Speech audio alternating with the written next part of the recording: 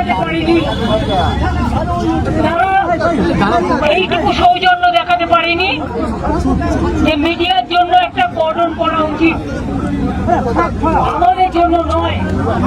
এইটুকু দেখাতে পারলে আমি জানি যারা মিডিয়া কভার করতে এসছেন তাদেরও অনেক কষ্ট হচ্ছে।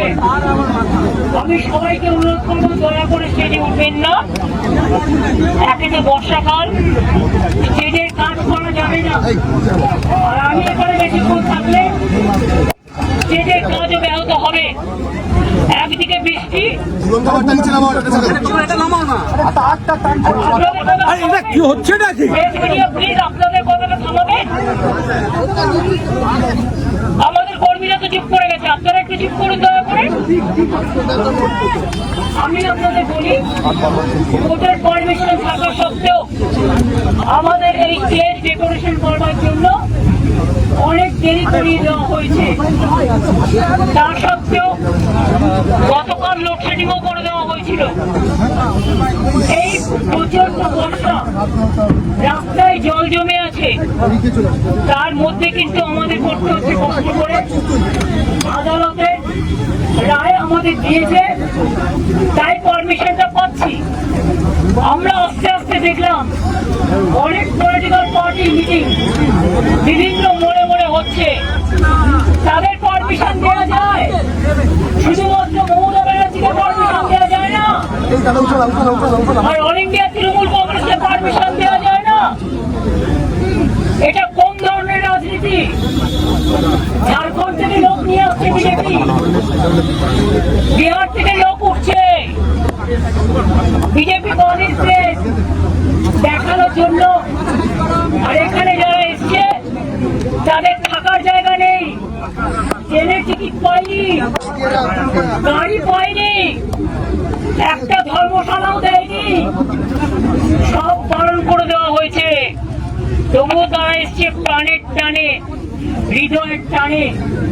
আমি সবাইকে বলবো, যারা তৃণমূল কংগ্রেস তৈরি করেছেন 98-এর 1 জানুয়ারি, 97-এ আউটডোর মিটিং এর পরে তারা সবাই নো স্লোগান, আপনারা স্লোগান দিন না, আমি চলে যাই। আপনাদেরকে স্লোগান দিতে বলেছি। আমি যে কথা বলছিলাম মাইকে শুনতে পাচ্ছে না, আসলে মাইকের একটা আমাদের ভুল হয়ে গেছে, ছিল এত ঝামেলার মধ্যে, আর পুলিশ কথায় কথায় এত ব্যারিকেড করছে যে এরা মাথা ঠান্ডা করে কাজটা পর্যন্ত ঠিক মতো করতে পারছে না। তা সত্ত্বেও আমি তাদের ধন্যবাদ জানাচ্ছি যে তারা করছেন। আমি আপনাদের বলবো, যদি চিৎকার করেন আমি কিন্তু স্টপ করে দেবো, কারণ আমার কিন্তু কোনো আপনাদের কাছে কথা বলার কোনো দায়বদ্ধতা নেই, আমি বলিও না আজকাল।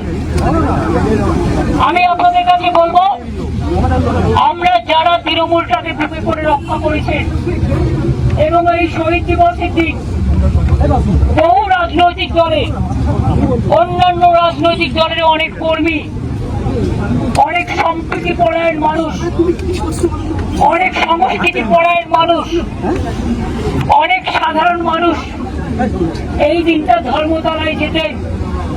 আমরা ধর্মতলায় পারমিশন চেয়েছিলাম, দেওয়া হয়নি।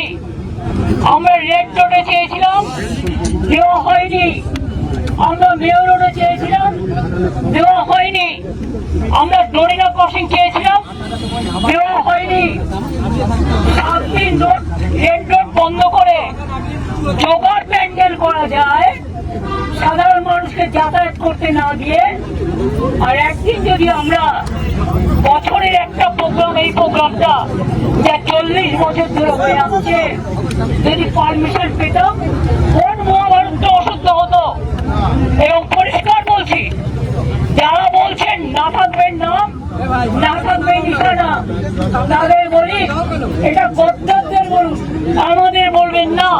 তার কারণ আমরা ছিলাম আছি, মানুষের সাথে থাকবো, কর্মীদের সাথে থাকবো।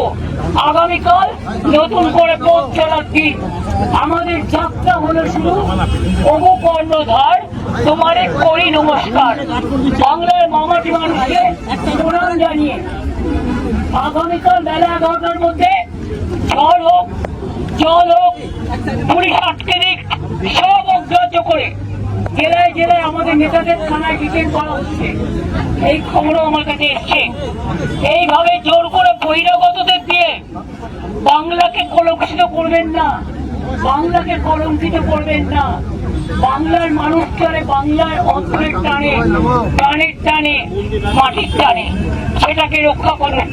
আমি আবার আপনাদের বলি, প্রেস মিডিয়ার বন্ধুরা, আপনাদেরও দাঁড়ানোর জায়গা নেই, জলে ভিজছেন, বর্ষা হচ্ছে, আমাদের কাজও বন্ধ আছে, তাই তাদের কাজটা কমপ্লিট করার জন্য আমি আপনাদের সকলকে অনেক কৃতজ্ঞতা জানাচ্ছি যে আপনারা কষ্ট করে এসছেন। আবার কালকে আসবেন, আমন্ত্রণ রইল। হয়তো যত্ন করতে পারবো না, কিন্তু নিজেদের মতো করে আসবেন, নিজেদের মতো করে থাকবেন। আমি এটুকু বলে আপনাদের সকলকে আগামীকাল 11টার মধ্যে এখানে আসার জন্য আমি আমন্ত্রণ জানিয়ে যাচ্ছি।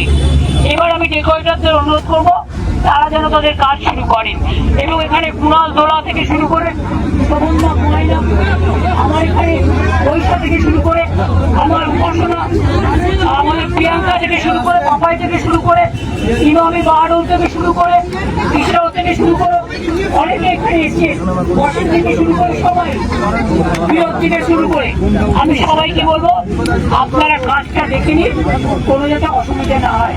আর প্রেস মিডিয়াকে বলবো রাত্রে যাতে এরা কোনো চক্রান্ত করতে না পারে, দয়া করে নজর রাখুন। ভালো থাকবেন, সুস্থ থাকবেন।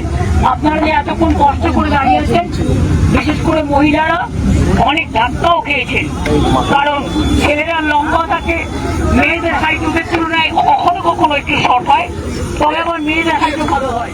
কিন্তু আমি দেখেছি আপনারা অনেক ধাক্কা খেয়েছেন পেছনের ধরে, তা সত্ত্বেও আপনারা অপেক্ষা করেছেন।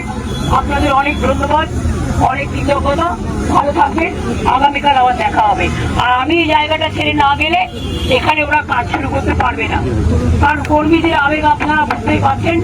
এই আবেগ অ্যারেস্ট করে, এই আবেগ টাকা দিয়ে, এই আবেগ বেঁচে দিয়ে হয় না, এটা প্রাণে, এটা ভয় দেখিয়ে হয় না, এটা প্রাণের আবেগ, এটা অন্তরের টান।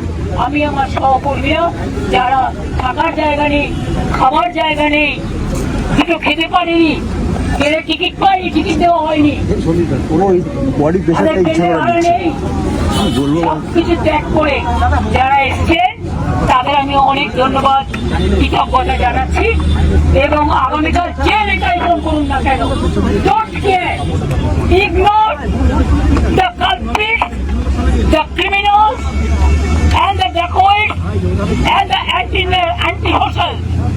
Respect the democracy, the justice for the people. Even আমি আজকে কন্ডেম করছি দিল্লি পুলিশ যে অ্যাট্রসিটিস করেছে, বিশেষ করে ককরোচের স্টুডেন্ট এবং ইউথদের উপরে, এবং সুনামকে যেভাবে ফোর্সফুলি অনশন থেকে তুলে নিয়ে দেওয়া হচ্ছে, আমি তার টোটাল ধিক্কার জানাই। এবং আমি 21শে জুলাই হয়ে যাওয়ার পর আমি ভেবেছিলাম ওদের অনশনটা চলবে, একবার যাবো, কিন্তু আমি শুনেছি ওদের ফোর্সফুলি ওদের অনশনটা উইথড্র করা হয়েছে। যাই হোক, তোমাদের সাথে দেখা হবে, আমাদের সহকর্মীদের ছিল, থাকবে, আগামী দিনও আমাদের শুভকামনা থাকবে। অনেক অনেক ধন্যবাদ, নমস্কার।